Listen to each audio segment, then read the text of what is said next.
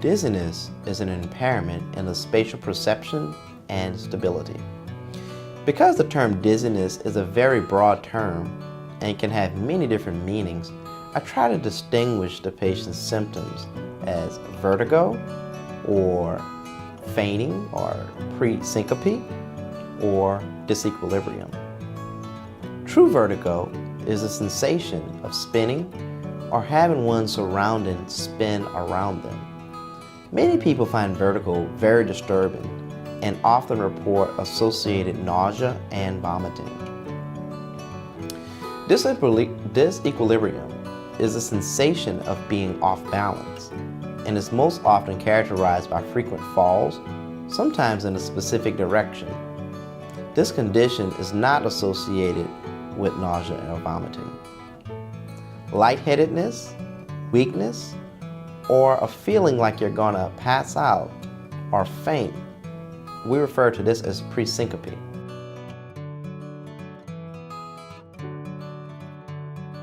The symptoms of vertigo is a sensation of spinning while being still. Recurrent episodes in those with vertigo are very common and frequently impair their quality of life. Depending on the length, frequency, and associated symptoms with dizziness, we can determine the likely cause of vertigo. Although vertigo or dizziness can occur in many people at any age, it is very common among the older adults. A fear of dizziness can cause the older adults to limit their physical and social activities.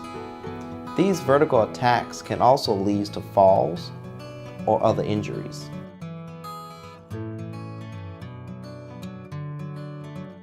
There are generally two causes or two types of vertigo. Peripheral vertigo, which is mostly related to the inner ear, and then there are central causes, which is mostly related to the balance centers of your brain. One of the most common causes of peripheral vertigo is benign positional vertigo. In this case, there are tiny crystals in the inner ear that interfere with the signal from your ear to your brain. Its symptoms are repeated episodes of positional vertigo, that is, of a spinning sensation caused by changes in the position of your head. Some patients are even able to tell the exact head movement that triggers the vertigo. Some medications can cause vertigo. We call these medications ototoxic medication. These meds often are designed to treat other disease process, but as a side effect, hurts the inner ear and can cause vertigo. The damage can be permanent or sometimes temporary. Long-term use or high doses of certain antibiotics or chemotherapy drugs can cause permanent ototoxicity. Other causes of vertigo can be an infection or some sort of inflammatory process of the inner ear or the nerve of balance. In this case, the patient can experience hearing loss, ringing in the ear, which we call tinnitus, or rapid and funny eye movements that we call nystagmus.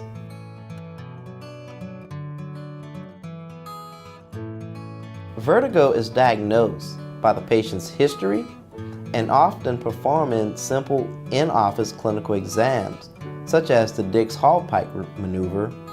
That is simply a roll test that we perform in the clinic.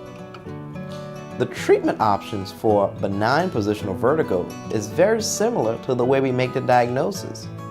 It's a canal repositioning procedure that is performed by laying the patient on the exam table and slowly moving them in a specific position to help the patient rid themselves of the vertigo attacks.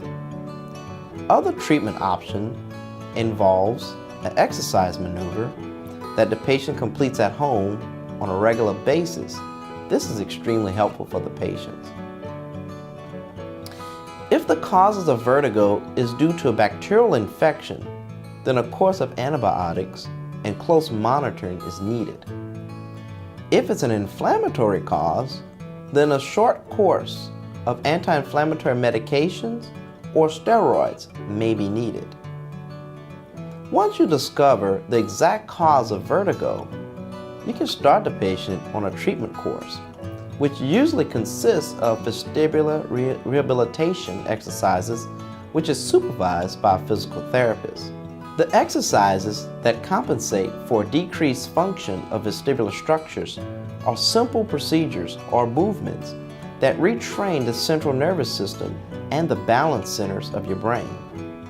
For example, you may focus on an object and then move your head from side to side, or walk backward and forth while turning or nodding your head.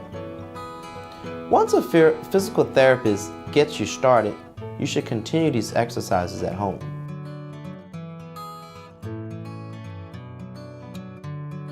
Here at North Oaks, we have a dedicated physical therapist that specializes in vestibular physical therapy that helps our patients with their vertigo attacks.